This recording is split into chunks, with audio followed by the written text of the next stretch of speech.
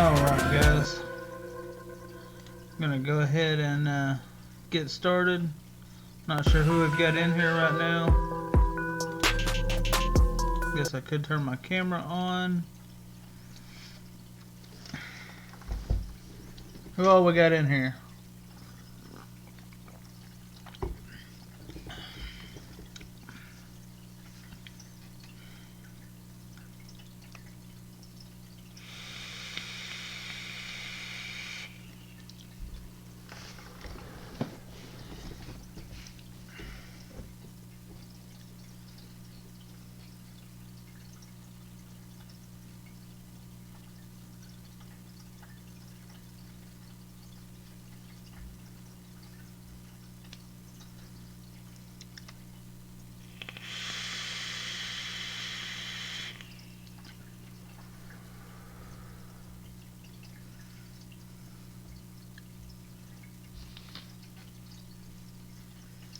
Wanted to go ahead and talk a little bit about the revisions to the FDA that we've got going on, the PMTA process that's going on, and a little bit about the t21. Seems to be a little bit of confusion that's been happening with the t21 stuff. So we'll start off with it. Basically, any kind of nicotine or tobacco product, whether it be smoking, dipping, vaping, anything like that,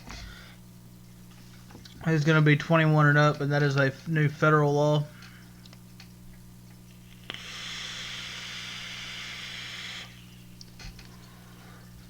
They implemented this in order to, quote unquote, stop the epidemic that was going on with youth vaping. So that's what's going on with that. The FDA revisions, pretty much, they're banning closed pod system flavors, everything except for menthol or tobacco flavor. Open flavors are going to be safe for now until the PMTA date. So things like Juul or Blue or anything else that has a flavor,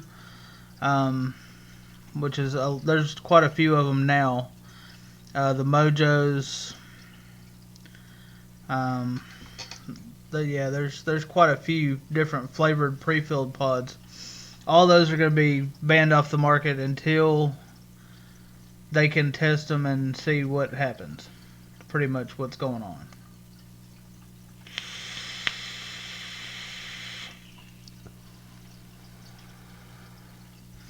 Open systems are going to be safe for now, as far as flavors go, until, once again, the PMTA date.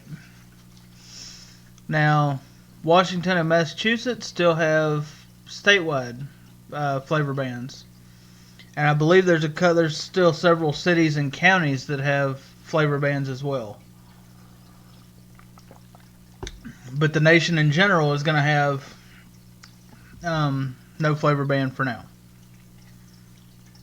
And that sucks for you guys in Washington and Massachusetts, or the towns or cities counties that have flavor bans going. That sucks. Everybody needs to still be calling the White House, emailing, write your state and local senators, government.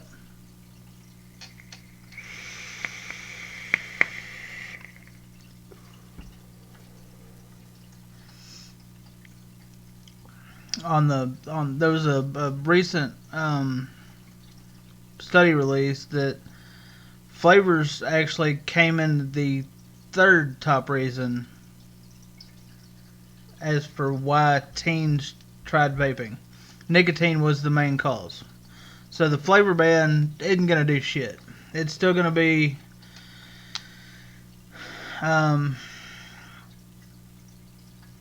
they're still going to use nicotine. If we take vaping away, they're going to go back to cigarettes. It's going to be the same shit over and over and over again. So I don't know that the t21 is actually going to help any.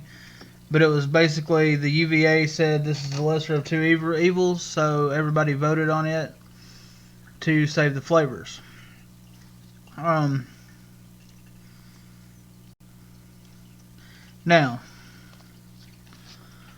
when it comes to the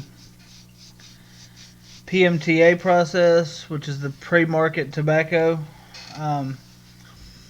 now this is going to be implemented May 12th, 2020, unless we can get it stopped or put off longer.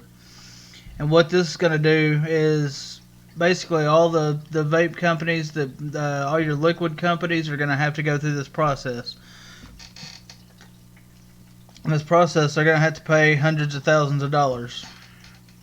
And it's going to shut. A lot of companies are not going to be able to do it. It's going to kill probably 99% of the industry. Juul is going to get a win on this because they can afford it. They're big tobacco. They're going to have no problems paying the PMTA processing.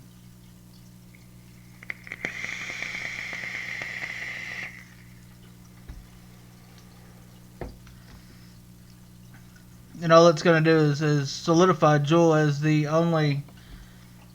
Well, there may be a couple of other companies that can afford and that can pass the PMTA process. But it's going to kill, like I said, 99% of the market probably. All the flavors, all this stuff here that we're using right now, gone. Won't be a thing.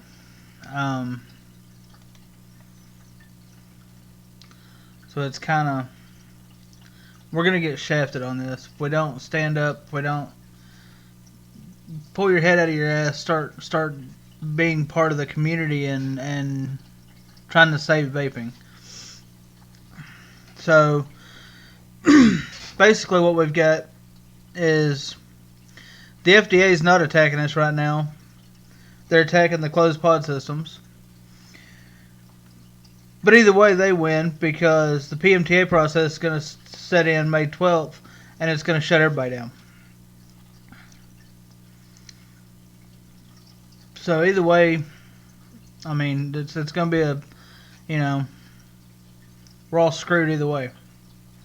So everybody needs to be calling the government, calling the White House, tweeting, tweet the president, tweet the FDA.